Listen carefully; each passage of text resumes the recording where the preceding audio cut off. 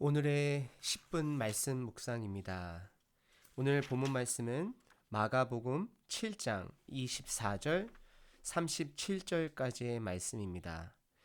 여러분들께서 이미 묵상하신 대로 오늘 본문 말씀은 예수님께서 귀신 들린 여인의 딸을 고쳐주신 이야기가 나오게 되고요. 그리고 말과 소리를 잘 못 듣는 사람을 고쳐주는 이야기입니다. 오늘 본문 말씀은 전 본문하고 많이 관련이 되어 있는데요. 예수님의 제자들이 손을 씻지 않고 먹는 것을 통하여서 정말 장로들의 전통에 어긋나서 정결하지 못한다라는 것, 부정하다라는 것을 바리새인들과 서기관들이 예수님께 물어보고 그다음 비난하는 모습 가운데 예수님께서 그 음식이 입에 들어가서 더러운 것이 아니라 사실 정말 더러운 것은 그 사람 속에서 마음에서 나온다라고 예수님께서 가르쳐 주셨어요. 결국에서는 사람이 만든 율법은 사람을 자꾸 남자, 여자로 나뉘게 되고요. 자꾸 사람으로부터 나오는 율법은 이방인과 유대인을 자꾸 나누게 되고요. 지금도 사람으로부터 나오는 법들은 어떻게 보면 자꾸 안 믿는 자와 믿는 자, 그리고 여자와 남자, 사역자들과 평신도 이렇게 자꾸 나뉘는 것을 보게 됩니다. 하지만 예수님의 그 복음, 마가복음 1장 1절에서 말하는 그 예수님의 복음의 시작에서는요. 그게 나뉘는 것이 아니라 마음에서 그걸 하나하나 허물어 나아간다라는 것입니다. 예수님께서는 저희들의 허물을 저희들의 그 막을 담을 허물기 위해서 이 땅에 오셨다라는 걸 기억하시길 바랍니다. 오늘 본문 말씀을 본격적으로 한번 보시도록 하겠습니다. 예수님께서는요. 24절에 보시게 되면 일단 그 부정한 것에 대해서 계속 이야기를 하면서 이방 사람들이 사는 곳에 예수님께서 들어가셨어요. 24절에 보시게 되면 예수께서 일어나사 거기를 떠나 두로 지방으로 가서 한 집에 들어가 아무도 모르게 하시려 하나 숨길 수 없더라. 예수님께서 이방 지역에 들어가셔서 복음의 복음에 대해서 가르치시고자 했지만 아무도 모르게 조용조용히 하시려고 했지만 숨길 수가 없다 그래요. 저는 이 말씀이 너무나도 힘이 되는 것이 여러분들 복음은 드러내려고 할 필요도 없는 것 같아요. 우리가 복음의 삶을 살면 그 복음의 영향력이 드러날 수밖에 없습니다. 여러분들 우리 오늘 하루도 복음에 살기를 바랍니다. 계속 본문 보시도록 하겠습니다. 한 여인이 예수님께 와서 엎드렸다 그래요. 저는 이 엎드리는 것이 어떻게 보면 예배하는 것처럼 느껴지는데요. 그 왜 이 여자가 예수님 앞에 엎드렸냐면 이 여자는 여기서도 또 더러운 글자가 또 나오게 돼요.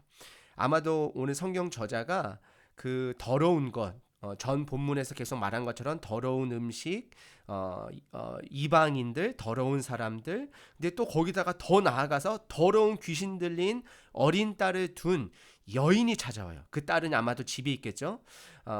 근데 그 여자가 찾아와서 예수님 발 앞에 엎드렸대요. 발 앞에 엎드렸다라는 것은 굉장히 겸손하고 낮은 자세를 피하는 것이에요. 근데 그 여자에 대해 설명이 26절에 나오긴 했는데요. 그 여자는 헬라인이요 수로보닉의 족속이라고 이야기를 해요. 이것은 무엇이냐면 이 여자가 있는 곳이 페니키아라고 이스라엘에서 북서쪽으로 바닷가에 있는 지역을 이야기하는데요. 이 지역은 무역이 많이 발달되어 있고 물질이 참 많이 발달되어 있는 것 같아요. 지금의 실리콘밸리라고 보셔도 뭐 괜찮을 것 같은데 그리고 근데 그 딸이 이렇게 아픔을 통해서 예수님께 다가왔는데 예수님께 간청을 해요. 예수님, 제 딸 좀 고쳐달라고. 아마도 이 여인이 그 예수님에 대한 소문을 들었을 거예요. 이 예수님은 남녀 상관없이 그리고 이방인 그리고 유대인 상관없이 누구든지 고쳐주시는 예수님이라는 걸 들었어요. 근데 고쳐달라고 했는데 27절에 조금 충격적인 예수님의 발언이 나오게 됩니다. 예수께서 이르시되 자녀로 먼저 배불리 먹게 할지니, 여기서 자녀라고 말하는 것은 이스라엘 백성들을 먼저 이야기하는 거예요. 그러면서 자녀의 떡을 취하여, 계속해서 전 본문에 이어서 계속 떡을 이야기하고 있죠. 떡을 취하여 개들에게 던져짐이 마땅치 아니하니라. 이것은 무엇이냐면 이방인들을 개들로 표현하고 있어요. 종교 지도자들이 바리새인들이 기도할 때에 나는 시장 같은 곳에 가서 나는 이러한 사람들과 같지 아니하고 이런 개들과 같지 아니하고 그런 표현을 할 때가 있는데요. 예수님께서 이 여인을 어떻게 보면 개로 이렇게 표현을 하면서 이 떡을 자녀들에게 주는 게 맞지 개들에게 주는 것이 마땅하지 않다라고 이야기를 해요. 근데 이 여자의 고백을 한번 28절에 보시길 바랍니다. 28절에 보시게 되면 이 여자의 고백이 참 대단한 것 같아요.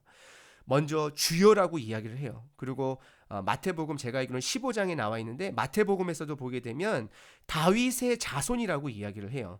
아마도 이 여인이 어디선가 주소는 들었던 것 같아요. 구세주, 다윗의 자손을 통해서 구세주가 난다는 거 들었을 것 같아요. 그러면서 주여 올소이다마는 당신이 하는 말이 무조건 다 맞다라고 고백을 해요. 당신의 민족에게 먼저 복음이 전해져야 되고 그거는 안다라고 얘기를 해요. 근데 이 여자가 얘기하는 것이요. 그럼과 동시에도 불구하고 자식에게 주지만 그 자식에게 주는 떡에 그 빵국물이 떨어지는 것, 떡국물이 떨어지는 것이 개들도 이거를 먹을 수 있다라고 이야기를 해요. 그러면서 예수님이 이 여인의 고백을 들으시고서 29절에 예수께서 이르시되 이 말을 하였으니 돌아가라. 네가 이 말을 하였으니 네가 나를 믿었으니 내가 너를 고쳐주지 않겠다라고 이야기했음에도 불구하고 내가 너를 고쳐줄 수 있다라고 믿는 그 믿음 때문에 네 딸이 나았다라고 가라 그래요. 그러면 30절에 정말로 그 딸이 고침을 당한 것을 보게 돼요. 여러분들 저희들이 붙들어야 되는 것은 무엇이냐면 이러한 코로나 사태에서도 불구하고 하나님의 나라를 자꾸 보는 습관을 훈련을 가지셔야 돼요. 연습을 하셔야 돼요. 이럴 때도 하늘나라는 계속해서 번져 나가고 있어요. 바리새인들과 서기관들은 이러한 상황 가운데서도 예수님이 보이지가 않아요. 왜냐하면 세상에 집중되어 있고 자기가 원하는 것에 집중되어 있기 때문에. 하지만 이 여인, 이방인, 더러운 여인, 더러운 귀신의 딸을 가진 여인, 이 여인은요, 예수님께서 그 주인이신 예수님께서 고쳐주지 아니하겠다라고 말했지만 이 여인이 들었던 복음, 그 소문 들었던 것, 남녀를 막론하고 그리고 예수님은 이미 이방 민족 땅에 들어오시고 이방인 사람들 집에 들어오셨고 이미 이방 사람이 여인과 대화를 하고 있어요. 이미 이 여인은요 예수님께서 고쳐줄 수 있다라는 믿음을 갖고 있다라는 거예요. 여러분들 저희가 이런 상황에서도 복음을 자꾸 붙들으셔야 돼요. 저는 여기서 두 가지를 봤으면 좋겠어요. 첫 번째, 이런 여인처럼 내가 평상시에 예수님을 몰랐다 그러면 이런 상황 때, 코로나 상황 때에 여러분들 예수님 붙드시길 바랍니다. 예수님 발 앞에 엎드리시길 바랍니다. 그리고 예수님과 끝까지 지금서부터는 예수님을 붙들고 하늘나라를 바라보시고 나가시길 바랍니다.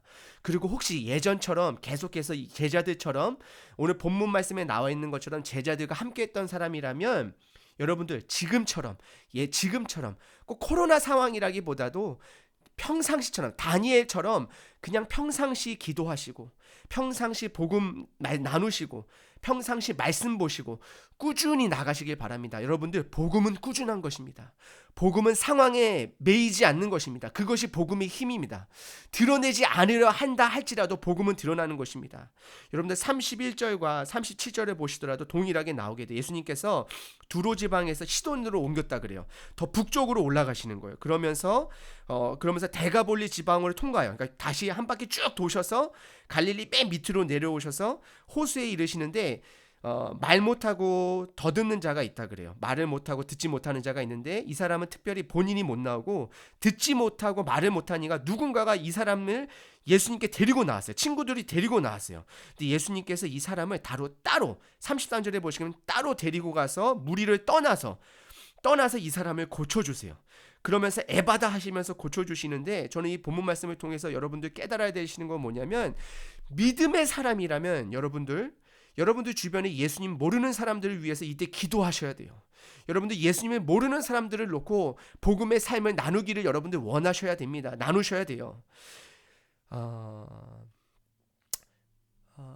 베드로 장모님 지붕을 뚫고서 내 친구가 그 패럴라이즈된 못 걷는 그 친구를 내려보내잖아요. 그 믿음의 친구들이 있었잖아요. 여러분들 우리가 예수님의 제자의 삶으로서 이러한 역할을 해야 돼요.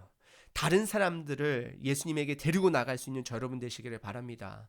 여러분들 오늘 하루 사시면서 두 가지를 기억하셨으면 좋겠습니다. 평상시처럼